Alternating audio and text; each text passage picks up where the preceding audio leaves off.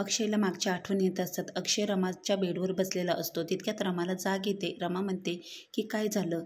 आणि मग इथे अक्षय म्हणतो की उठलीच आहे तर तुझ्यासाठी चहा आणला आहे, चहा घे. रमा म्हणते तुमच्यासाठी मी कॉफी बनवून आणते, तुमच्या आवडीची, तुम्हाला आवडते तशी. तेव्हा अक्षय म्हणतो नको, मी कॉफी सोडून दिलेली आहे, मी नाही घेत कॉफी. तेव्हा रमा म्हणते की तुमच्या सगळं काही लक्षात राहतं, मला मी जेवण केलं नाही तर माझं पोट दुखतं, हे जर तुमच्या लक्षात राहू शकतं मागचं, तर मला देखील लक्षात आहे तुम्हाला कॉफी आवडते म्हणून, तर तुमच्यासाठी मी कॉफी बनवून आणते. तेव्हा मात्र इथे अक्षय नकार देतो. तेव्हा रमा म्हणते काय झालं? तेव्हा आता रमा विचारते की मी जाणार नाही. अक्षय म्हणतो तू घर सोडून आता निघून जा, कारण की तुझ्यामुळे माझी फॅमिली दुरावली जात आहे. आमच्यामध्ये तारा आणि पार्थला मी दुखावलं आहे आणि तारावर मी आज हात उचलला आहे. त्यामुळे तू आमच्यामध्ये दुरावा निर्माण करणार असशील तर तू इथे राहू नको. आणि व राहिला प्रश्न आरोहीला भेटण्याचा, तर तू तिला शाळेमध्ये भेटू शकतेस आणि तू तिला शाळेत तिकडेच भेटत जा, पण मात्र इथे थांबू नको. आणि मग इथे अक्षयने रमाला जाण्यासाठी सांगितलेलं असतं. तू अजिबात या घरामध्ये राहायचं नाही असं अक्षय सांगतो. पण रमा विचारते की कारण काय? मी जाणार नाही इथून, मला कारण कळल्याशिवाय मी इथून जाणार नाही असं रमा बोलते. मात्र इथं अक्षय हॉलमध्ये आलेला असतो आणि रमा देखील. तर रमा सगळे गाद्या उशी वगैरे घेऊन आलेली असते. तेव्हा रमा म्हणते आज आपण इथे बाप्पाजवळच झोपूया सगळेजण एकत्र. तेव्हा मात्र अक्षय म्हणतो ठीक आहे. आणि आता सगळ्यांना इथे अथरून टाकलेलं असतं. रमा म्हणते की आजचीच रात्र मी इथे आहे आणि आरोहीसोबत सगळ्या फॅमिली बरोबर मला आज झोपायचं आहे आणि मग त्यामुळे आरोही इथे हॉलमध्येच आपण झोपूयात. तेव्हा रमा म्हणते मागच्या वेळी गेले होते ना मी, तेव्हा मात्र सांगून गेले नव्हते, पण यावेळी जाणार आहे ना तर सांगून जाणार आहे. आजची रात्र आरोहीला झोप लागली की आरोही जेव्हा माझ्या कुशीत झोपेल आणि ती निवांत गाढ झोपली की मी इथून निघून जाईल. आता इथे रमाने अक्षयला सांगितलेलं असतं. अक्षय म्हणतो ठीक आहे, चालेल बरं का, जा तू इथून असं तेव्हा रमा म्हणते की रमा म्हणते काळजी घ्या स्वतःची. आणि मग इथे रमा अक्षयला सांगत असते की स्वतःची काळजी घ्यायला. आता रमा खूप दुखावलेली असते. रमा सांगत असते की मी या घरामध्ये तुमचा अपमान सहन करू शकत नाही, तुम्हाला कोणी बोललेलं हे मला आवडत नाही आणि आता मात्र मी जात आहे, तर त्यामुळे तुम्हाला माझ्यामुळे त्रास व्हायला नको, त्यासाठी मी रात्री जाणार आहे असं रमा सांगते. पण तितक्यात खाली फूल पडतं. पण रमाला नकळत इथे अक्षयचा आशीर्वाद घ्यायचा असतो आणि इथे रमा मात्र जाण्याच्या पूर्वी अक्षयच्या पाया पडते आणि फूल उचलते. तेव्हा मात्र रमाचे डोळे भरून आलेले असतात, कारण की रमाला जावंसं वाटत नाही, कारण की अक्षयच्या आठवणी तिला खूप जाण्यासाठी तिचे पाय मागे ओढत असतात. मात्र आता तेव्हा आता अक्षयला सांगून इथून रमा मध्यरात्री जाणार असते. इकडे पार्थ मात्र गेम खेळत असतो आणि मग इथे रमा आरोहीला बघण्यासाठी म्हणते की आरोही कुठे आहे. आरोहीला बघण्यासाठी पार्थच्या रूमकडे येते. तितक्यात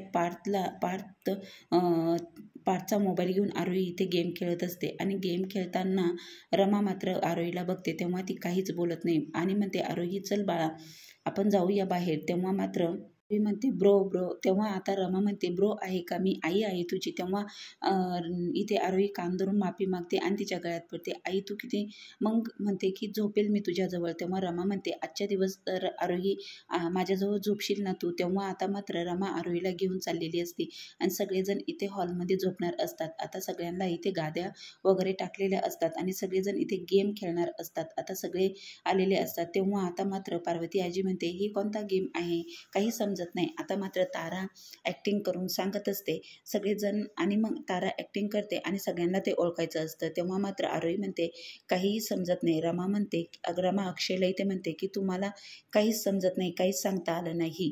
तेव्हा आता इरावती इथे आरोहीला खुणवते आणि बोलवते. तेव्हा इथे इरावती म्हणते की तुला गेम नाही खेळायचा का. आणि मग आरोही म्हणते सगळे झोपल्याच्या नंतर पार्थ दादा मला मोबाईल देणार आहे आणि मग मी त्याच्या मोबाईलमध्ये गेम खेळणार आहे. तेव्हा मात्र इरावती म्हणते हे तुझ्या आईला सांगू नको, तिला समजलं तर ती रागवेल, तुला खेळू देणार नाही. आणि मग मी पण खेळणार आहे तुमच्यासोबत तो गेम, ये बरं का रात्री आई झोपल्यावर गेम खेळायला आणि आपलं सिक्रेट हे कुणाला सांगायचं नाही. इरावतीने आता आरोहीला गेम खेळायला बोलवलेलं असतं. आता मात्र इकडे यांच्या गेम चालू असतो. तेव्हा पार्वती म्हणते की आता काही ओळखायला येत नाही तारा. आणि मग ताराने सांगितलेलं पिक्चरचं नाव हे कुणालाही इथे समजत नसतं. तर मालविका म्हणते की आता मात्र बस झालं आता. मग रमा ते पिक्चरचं नाव सांगते. तर रमाने नाव ओळखलेलं असतं. रमामध्ये अशी ही बनवाबनवी ते इथे मालविकाला पण हसायला येतं. तेव्हा अक्षय म्हणतो की काहीच कळत नाही, मला कसं समजलं नाही, असं अक्षय म्हणत असतो. आणि सगळेजण एका टीममध्ये येऊन सगळे गेम खेळत असतात. आता इकडे आरोही म्हणते की आता आमच्या टीममधून येणार आहे. तेव्हा आता आरोही म्हणते की कसा गेम आहे. अक्षय म्हणतो अरे ओळख बघू. आता रमा ॲक्टिंग करायला आलेली असते. तर रमा पिक्चरचं ॲक्टिंग करून सांगत असते. तेव्हा मात्र अर्था म्हणते काकू काहीच कळत नाही आहे, तू काय करते आहेस ना, काहीच कळत नाही आहे. तर इथे मालविकाला देखील रमा काय करते आहे ना ओळखता येत नाही. सगळेजण इथे आता रमाकडे बघत असतात. आता तो गेम खेळून झालेला असतो आणि सगळेजण इथे झोपलेले असतात. आता मात्र इथे रमा आरोहीला झोपून आता इथून रात्रीची निघून जाणार असते. तेव्हा आता इथे रमा म्हणते की मला माफ कर देवा, खरंच गणपती बाप्पा माझ्या आरोहीची काळजी घे आणि आज मी इथून जात आहे असं म्हणते. आणि मग अक्षयचा अपमान या घरात मी सहन करू शकत नाही. अक्षयला कुणी बोललेलं सहन करू शकत नाही. तिथे आता आरोहीला परत बघायला जाते तर आरोही तिथे नसते. आणि मग बाहेर येऊन बघते तर आरोही इथे सोफ्यावर झोपलेली असते आणि ती झोपेत गेम खेळता खेळता झोपी गेलेली असते आणि ती झोपेतसुद्धा गेमच खेळत असते. हे बघून रमा थक्क होते आणि विचार करू लागते की आता मात्र ती आरोही. तितक्यात अक्षय पण तिथे येतो आणि अक्षय म्हणतो आरोही कुठे झोपलेली आहे, इथे का झोपली आहे. तेव्हा रमा म्हणते झोपली आहे इथे. आता मात्र रमा एक शब्दही न बोलता तिथून अक्षय आरोहीला घेऊन जातो आणि म्हणतो की रमा बोलते की जा तिला घेऊन इथे झोपलेली आहे. तेव्हा मात्र अक्षय म्हणतो आत्ता खूप रात्र झालेली आहे रमा, तू जाऊ नको, सकाळी जा. तेव्हा आता रमा म्हणते आता तर मात्र मी जाणारच नाही, सकाळी बोलूया आपण सविस्तर. तेव्हा आता रमा म्हणते की हे काय चाललं आहे. मग रमा तिथे आल्यावर पार्थला बघते. पार्थला म्हणते की अरे ती आरोही तुझी छोटी बहीण आहे. आणि इथे पार्थ त्याचा मोबाईल शोधत असतो आणि इथे रमा म्हणते हा घे तुझा मोबाईल.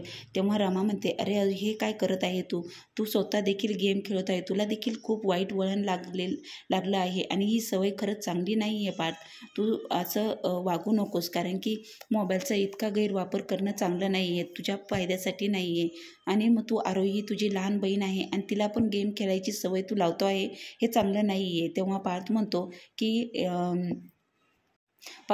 की तू नको सांगू मला. तेव्हा आता पार्थ नकळत म्हणतो की हे मला सांगितलं होतं ग्रॅनीने. तेव्हा लगेच पार्थ तिथून निघून जातो. आता मात्र रमाला धक्का बसतो. रमा म्हणते इरावती आत्या, आत्ता मात्र तुम्हाला मी सोडणार नाही. माझ्या कुटुंबाची, माझ्या घराची तुम्ही बरबादी करत आहात, हे मी सहन करू शकत नाही. आत्ता तर मात्र मी इथून जाऊच शकत नाही.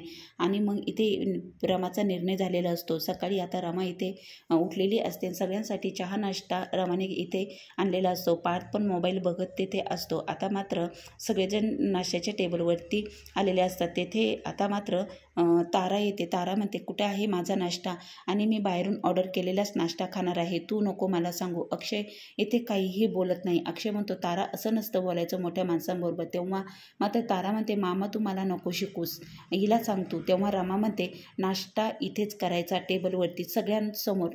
आणि मग इथे खाली रमा म्हणते आवाज चढवायचा नाही.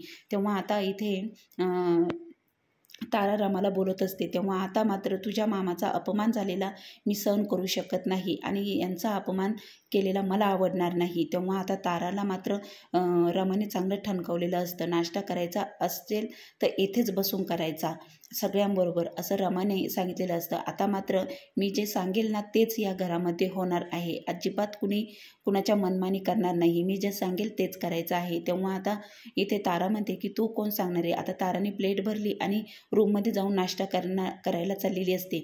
मात्र आता रमा तिला म्हणते की नाश्ता करायला इथेच बसायचं. आता तिथेच रमा म्हणते की नाश्ता नाही केला तरी चालेल. आता पुढील भागात इथे पार्वती आजी अक्षयला समजावून सांगत असते की रमाला जाऊ देऊ नको, कारण की रमा इथे आता सगळ्यांना शिस्त लावत आहे. आणि मग आता मात्र इरावतीचा रमा काटा काढणार. इथे पुढील भागामध्ये इरावतीचं तोंड काळं करत रमाने चांगला तिचा हात पिरगळत तिला ठणकावलेलं आहे. आता इरावतीचे डोळे काळे करत इरावतीची चांगलीच धिंड रमाने काढलेली आहे. आता पुढील भागामध्ये आता इरावतीला रमा चांगलीच ठणकावणार आहे. हे पुढील भागात तुम्हाला नक्कीच पाहायला मिळणार आहे. आता इरावतीला धडा शिकवल्याशिवाय रमा राहणार नाही. आता पुढील भाग खूप मनोरंजन असणार आहे आणि पुढील भाग बघण्यासाठी चॅनलला लाईक आणि सबस्क्राईब नक्की करा. आता इरावतीला रमाने चॅलेंज दिले आहे. आता इरावतीचे डोळे रमाने काळे केलेले आहे. इरावतीचं तोंड इथे रमाने काळं करत तिला सांगितलेलं आहे, तुम्ही बघाच आता काय काय करा, पण ही रमा तुम्हाला कसलं कटकारस्थान करू देणार नाही.